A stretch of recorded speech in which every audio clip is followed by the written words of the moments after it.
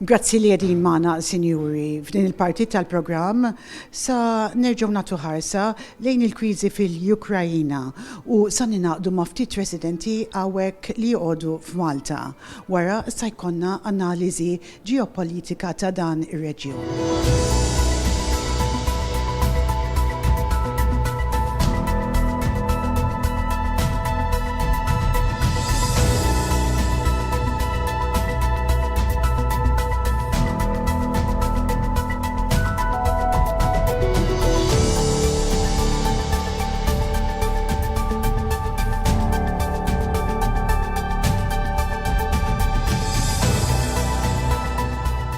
Olena, thank you very much for your time today. Tell me about your situation here. You are from the Ukraine. Yes, I'm originally Ukrainian. I was born in Ukraine and I arrived to Malta in 2004. So basically, I all my life thought that I would be always in Ukraine and never leave my country.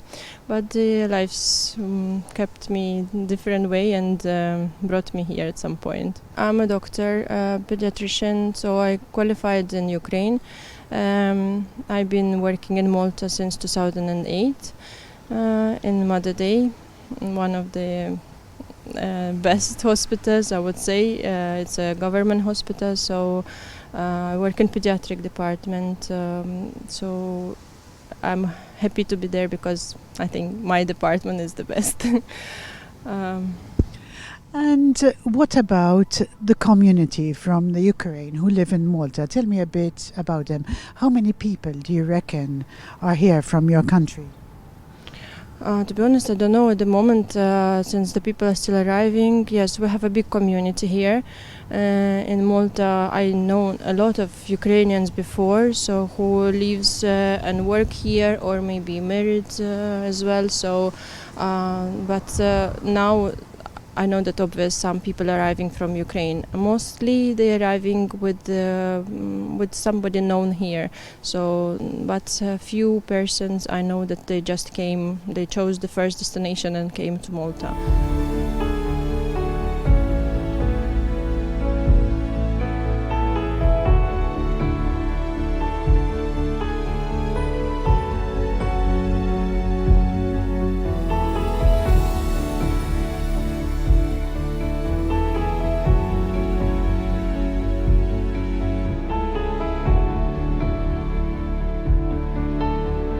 What would be an end point for Russia? It's possible if they move their forces east, where they're moving, they could create the Donbas Republic, and they could declare that just like Georgia or Crimea, that's part, and that's what is their main objective. But of course, they're also going to have to face the war crimes allegations, the genocide allegations, the cutoff of importing oil and energy. Russia is not a very strong economy. What it's got in the geopolitical space is nuclear weapons. Without the nuclear weapons, then essentially it could be an even greater basket case. Everyone is shocked still because living probably even like away from Ukraine, it's more shocking because you don't know exactly, just reading the news, reading every message you're receiving from your relatives, your friends, you know, seeing these photos and everything is, so here you are under the sun with nice weather, but you feel devastated because in your country is happening war and you can't help it much from here as a, you know, some small persons, though we do try to help with our community. We have a lot of volunteers and we have people who does meet people who came, you know, they're giving them support, some clothes. The moment a good friend of mine, she was helping at the airport, meeting Ukrainian people to help them to translate and fill up the forms because obviously people are scared, people are destroyed, you know, they have no idea what's going to happen, how they managed to be alive at the time. And what about the young children here? I mean, a lot of the children go to international schools also. Even if they're at state schools, there's probably Russian children too. Those who are friends, do they manage to remain friends? I can say probably from my opinion, because I have a daughter, she goes to the state school, so we didn't encounter any problems with my child. So, and my daughter used to go to Russian school, and at the moment she's attending still some. We stopped for some time because she couldn't take it. She saw all the news and was aware of this war, and she couldn't go by herself. But then, since the children are mostly mixed and has been raising her in peace and always, be nice to the others. She still wants to meet, obviously, it's her life here, The children mostly will be like, we are all mixed. Of course, we haven't even discussed the sanctions. The major banks have been sanctioned. The oligarchs have been sanctioned. That weakens them, but it doesn't destroy them. Countries that have been sanctioned, let's look at North Korea as an example, are able to continue, even in a draconian way, of continuing operating with an autocratic state. But in terms of influence, the influence wanes, etc. It's really scary live day by day to just watch if your parents are alive, if you see them online, if there is a connection still, if there is not, if the internet's not working, you lose everything and you don't know what's happening. So thank God in my region where my parents at the moment is, if you can say quieter, but like 20, 40, 50 kilometers away there are bombs just flying around and... But there are a lot of unknowns here. China could come into this, they might not come into it. But then if they do that, then the West, etc., could cut off importing from China. So look towards a lot of volatility in markets, a lot of trade issues, more tariffs, more regulations could come into this, not only not to trade with Russia, but anyone who supports Russia, such as China and anyone else, including Hungary, if they go that route, they can also face sanctions. Also, I have a friend of mine, she is a doctor as well, she's not working here, but her husband working as a doctor. And she was telling me the story about her life when she was meeting this situation second time now, because the first time it was only in Donbass when she was delivering her second child under the bombs, and she had to run from there with 5-day-old girl to more central to Ukraine. So, and then after a few months she still had to return back, although there were still some troubles there. What about the crimes we hear about against women and children? That's something what I can't stand. It's really, really scary, because I've been seeing notifications and even messages, and Bucha, Irpin, there were a lot of women and children from 2 years old being raped in front of the mothers, and the same ladies, the moms and grandmoms, had to observe this, how they were doing such a crime. I can't even... I mean, you don't expect to hear that sort of thing in this day and age.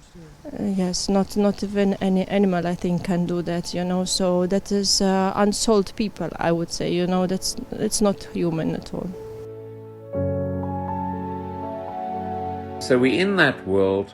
We avoiding nuclear confrontation at this stage, but as the war now moves into its next phase, with the Russians moving out of the Kiev area into the southeast, this is a new dimension.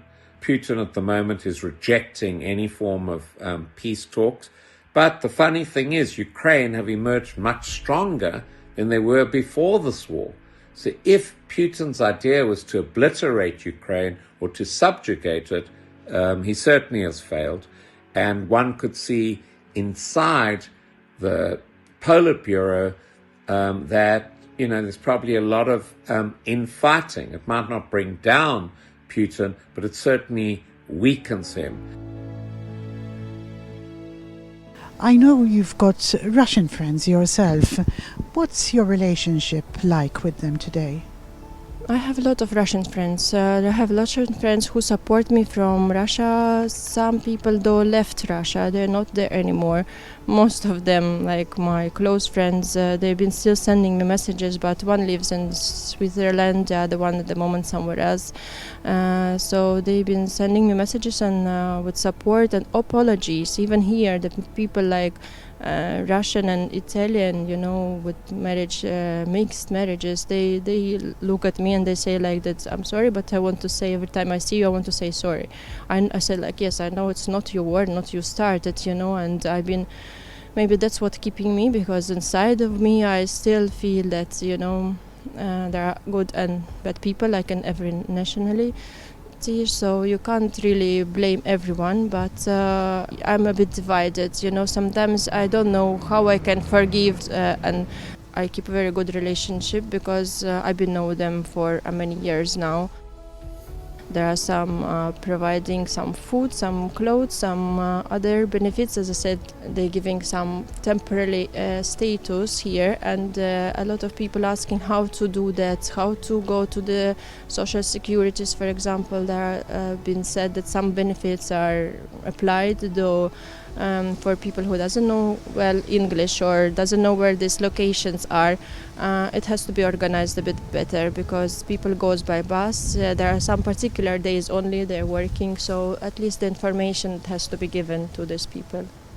I know you yourself have been very active and you've helped a lot of people already in your community with absolutely no thoughts of having any return back. You do it out of the goodness of your heart. How do you do that? I mean, what brings you about to reach out to the people in your country? That's only what we can do here.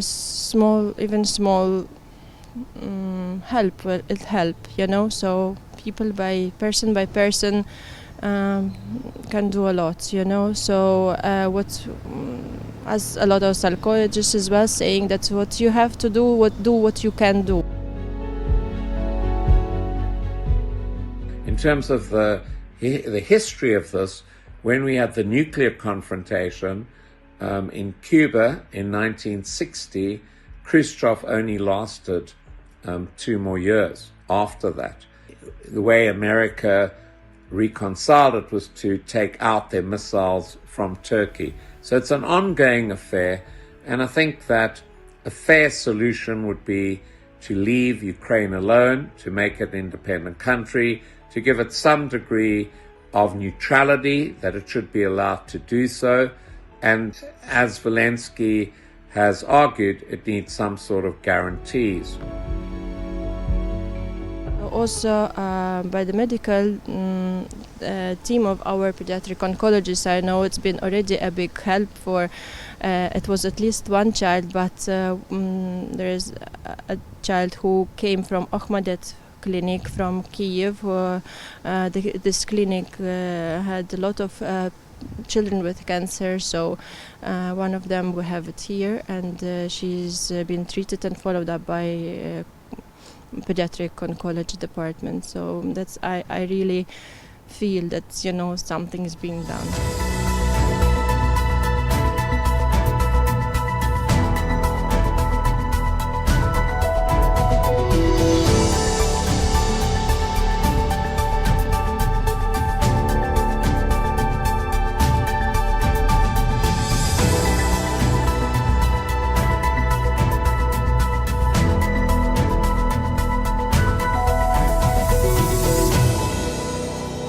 Dik kienet analiżi ġeopolitika dwar il-Ukrajina. Jekk għandkom xi kummenti, ibbatuhom fuq in-numru li jidher fuq l-iskrin. Sa ngħaddu għal ftit riklami, wara riklami nerġgħu ninaqdu magħkom u x-xandira tibqa' issir mill-Palazzo Pariso fejn sa naraw il-kollaborazzjoni li qed jagħmlu mas-Salesjani.